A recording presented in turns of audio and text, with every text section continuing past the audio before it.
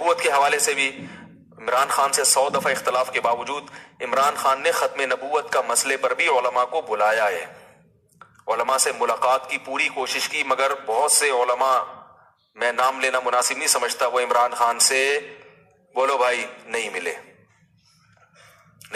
ان کی کوئی سیاسی مجبوریاں تھیں یا کیا تھا، وہ یہ سمجھتے تھے کہ ہمیں کیش کرا رہا ہے، واللہ عالم۔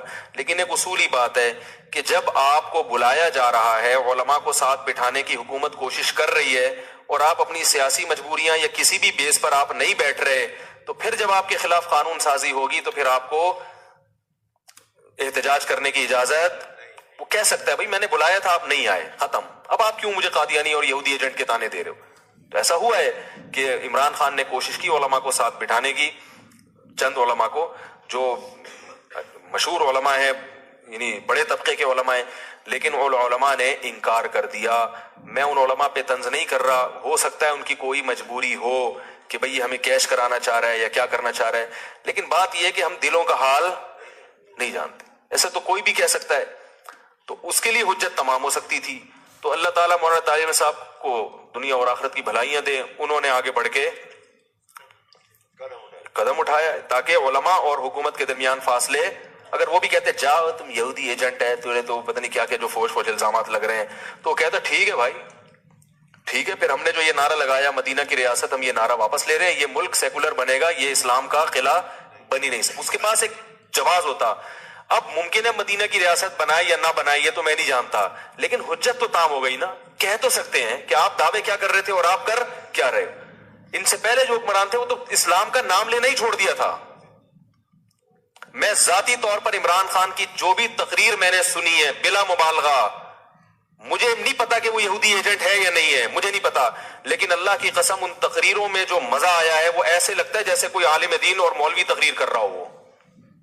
اس طرح کی تقریریں ہمارے سابق حکمران نہیں کرتے۔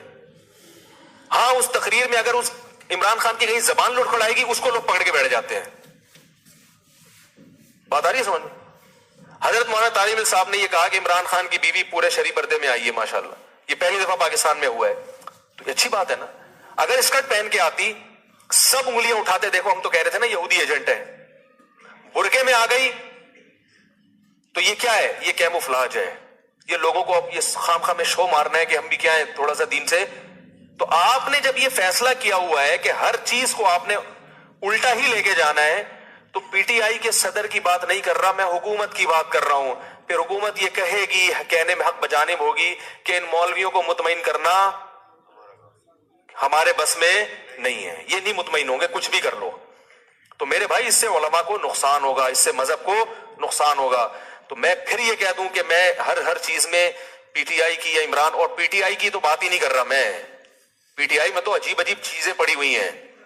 ایک فواد چودھری بھی ہے پی ٹی آئی میں، اس کو خدا نخواستہ میرا بیان آپ فواد چودھری کے حق میں نہ لے کے جائیں، تو بیچارہ پتہ نہیں کس قسم کی چیز اللہ نے پاکستان کو دی ہے، اس سے پہلے تو اس قسم کی چیز ابھی تک مارکیٹ میں آئی نہیں ہے۔ تو پی ٹی آئی کے ہر فرد کے بارے میں نہیں کہہ رہا، نہ مولانا کہہ رہے ہیں، مولانا حکومت کو کہہ رہے ہیں کہ حکومت کے کچھ کام اچھے ہیں، اور اس کا مطلب یہ نہیں کہ مولانا حکومت کے ہر کام کو اچھا مانتے ہیں، کچھ کاموں کو اچھا اس لیے کہہ رہے ہیں کہ بھئی جو کرنے کے کام ہیں، جو اچھے کام ہیں ان میں اپریشیٹ کرو، تاکہ حکومت ہماری باقی چیزوں میں بھی بات بولو بھائی سنے۔ تو یہ مولانا کی رائے ہے اور میری بھی یہی رائے ہے۔ اگر آپ کو اس سے اختلاف ہے تو آپ بالکل اسی سٹائل میں کلپ بنا کے ہمارے خلاف ڈال دیں، منافق، یہودی ایجنٹ، جھوٹا، حکومت کا پٹھو، یہ تانے دینے سے اس سے جو ہے نا پڑھے لکھے لوگ متاثر نہیں ہوں گے۔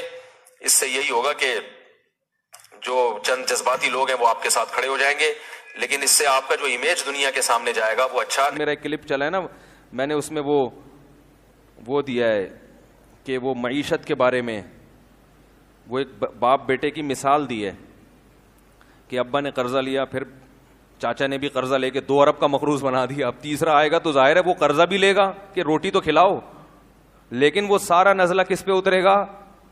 تو لوگوں نے کہا یہ پی ٹی آئی کا آدمی ہے، کوئی کہہ رہا ہے یہ عمران خان کو کتنے پیسے ملتے ہیں، کتنے فیصد ملتے ہیں۔ مفتی صاحب مجھے نہ عمران خان سے میری کبھی بات ہوئی ہے، اور یہ بھی یاد رکھو میں کوئی پی ٹی آئی کا آدمی نہیں ہوں، نہ میں پی ٹی آئی کو پروموٹ کر رہا ہوں۔ پی ٹی آئی میں بڑے بڑے فنڈر پڑے ہوئے ہیں، فواد چودھری صاحب بھی معذرت کے ساتھ پی ٹی آئی میں ہی ہیں، تو ہم کہاں فواد چودھری کی حمایت کریں گے؟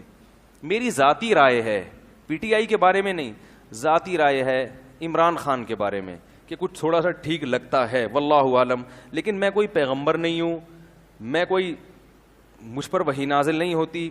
جیسے آپ لوگ صغرے کبرے ملا کے ایک نتیجہ نکالتے ہیں, کسی کے بارے میں فیصلہ کرتے ہیں یہ صحیح ہے یا غلط, تو میں بھی ایک نتیجہ نکالنے کی تھوڑی بہت صلاحیت رکھتا ہوں. میرا خیال ہے کہ بندہ اتنا غلط نہیں ہے جتنا بنا کے پیش کیا جا رہا ہے. اس کا مطلب لوگ یہ لیتے ہیں کہ میں مولانا فضل الرحمان کی مخالفت کر رہا ہوں, حالانکہ یہ بھی نہیں ہے. جب کسی ایک آدمی کی تعریف کی جائے تو اس کا مطلب یہ تھوڑی کہ اس کے مخالف کی برائی کر رہے ہیں آپ. بھائی ان کی اپنی ایک رائے ہے, ان کی اپنی ایک سوچ ہے, اور ابھی وہ وزیر اعظم ہیں بھی نہیں, ابھی تو اپوزیشن میں ہیں. تو ہم تو ابھی بتا رہے ہیں کہ بھائی اتنا زیادہ بھی بدگمان ہونے کی ضرورت نہیں ہے. تو ہماری ایک رائے ہے کہ بھائی اتنا برا نہیں ہے جتنا لوگوں نے اس کو بنا دیا ہے. تو ان بیسس کی بیس پر آپ جو مخالفت کر رہے ہیں تو یہ بیسس درست نہیں ہے, کسی اور بیس پہ کریں, میرا خیال ہے. لیکن اگر آپ کو اس سے اختلاف ہے تو آپ ایک کلپ بنا دیں, بھائی مفتی طارق مسعود صاحب نے جو کہا ہے ہمیں ان کی رائے سے اتفاق نہیں ہے, اور ہماری رائے یہ ہے جس پر دلائل یہ ہیں. اختلاف ہمیشہ سے تھا, آج بھی ہے اور ہمیشہ رہے گا. جب تک انسان موجود ہیں اس دنیا میں کبھی ایک پلیٹ فارم پہ جمع نہیں ہو سکتے. تو اب ان اختلافات کی بیس پر ہم آپس میں نفرتیں پیدا کرنا شروع کر دیں کہ جی جو جمعیت کا ہوگا میں اس کو نہیں مانوں گا, یا جو مولانا فضل الرحمان کی تعریف میں اگر کچھ کہہ دے تو وہ پیچھے توپیں لے کے ان کے پیچھے پڑ گئے آپ کہ مولانا کی تعریف کیوں کر دی آپ نے, اور جو ادھر کی تعریف کر دے اس کے پیچھے. اس سے سوائے آپس میں پھڈے بازی کے, لڑائی کے کچھ بھی حاصل نہیں ہوگا. تو بھائی ہر آدمی کو اپنی رائے کے اظہار کی اجازت ہونی چاہیے. میری ایک رائے ہے, آپ مانیں ٹھیک ہے, نہیں مانیں کروڑ دفعہ اس سے اختلاف کریں. میں آپ کے خلاف کوئی کلپ, میرے پاس تو کلپ کے زیادہ ذرائع ہیں, سمجھ رہے ہیں. میں تو اپنی بات اگر پہنچانا چاہوں تو ملینز لوگوں تک پہنچ جاتی ہے, تو میں تو کوئی کلپ نہیں بناتا. تو اس لیے یعنی کلپ کا مطلب یہ کہ اگر کوئی میرے یعنی جس شخصیت کے میں خلاف ہوں اور وہ اس کی حمایت کر دے تو میں تھوڑی کلپ بناؤں گا.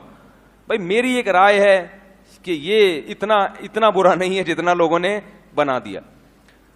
سمجھ رہے ہیں. یہ بھی ممکن ہے کہ اگلی دفعہ مسلم لیگ کی حکومت آ جائے, اس بات کا بھی پورا امکان موجود ہے. تو آپ مجھے کیسے کہہ رہے ہیں کہ یہ پیسے کھاتا ہے وہاں سے؟ مجھے پورا اس بات کا امکان موجود ہے کہ اگلی دفعہ کس کی حکومت آ جائے گی؟ مسلم لیگ کی حکومت آ جائے گی. اس بات کا امکان موجود ہے. تو پھر ہم کیا کریں گے ہیں بھائی؟ یعنی ایسے کی تعریف کی جائے جو قیامت تک کے لیے آیا ہو یا بہت طویل عرصے کے لیے آیا ہو, پھر آدمی کہتا ہے بھائی اس کے مفاد ہیں, جس کا یہی نہ پتا ہو کہ اگلی دفعہ آئے گا کہ بھی نہیں آئے گا. تو اس میں صرف اب مقصد یہ ہوتا ہے, آپ یہ کہہ سکتے ہیں کہ پھر آپ اس موضوع کو چھیڑتے کیوں ہیں؟ بھائی لوگوں کی طبیعت میں اعتدال پیدا کرنا. کیونکہ میں جہاں جا رہا ہوں سن رہا ہوں ابے معیشت کا بیڑا غرق ہو گیا, ابے معیشت کا یہ کر دیا, ابے معیشت کا. تو ایک ہماری بھی سوچ ہے, تھوڑا سا ہم بھی امت کا درد رکھتے ہیں کہ یار اگر اس طرح سے سوچنا شروع کر دو گے تو تم پر پھر ایسے حکمران ہی مسلط ہوں گے جو مصنوعی طریقے سے معیشت کو چلائیں گے اور تم پھر اس سے خوش رہو گے. تو یہ میرے ذہن میں ایک پاکستانی ہونے کے ناطے یہ خیال آیا ہے, تو مجھے اس خیال کو بیان کرنے کی اجازت بولو بھائی ہونی چاہیے. تو پاکستانی ہونے کے ناطے کہ ہماری قوم ہے, اور یہ میں بیٹھ کے پھینکتا نہیں ہوں, ہمارے بھی تعلقات ہیں, سلام دعا ہے اوپر کے طبقے سے جہاں سے ہمیں بھی کچھ اطلاعات ملتی ہیں. تو ایسے نہیں کہ اٹھے اور منہ دھویا اور آئے اور ایک رائے پھینک کے لوگوں میں ایک آگ لگا کے چلے گئے.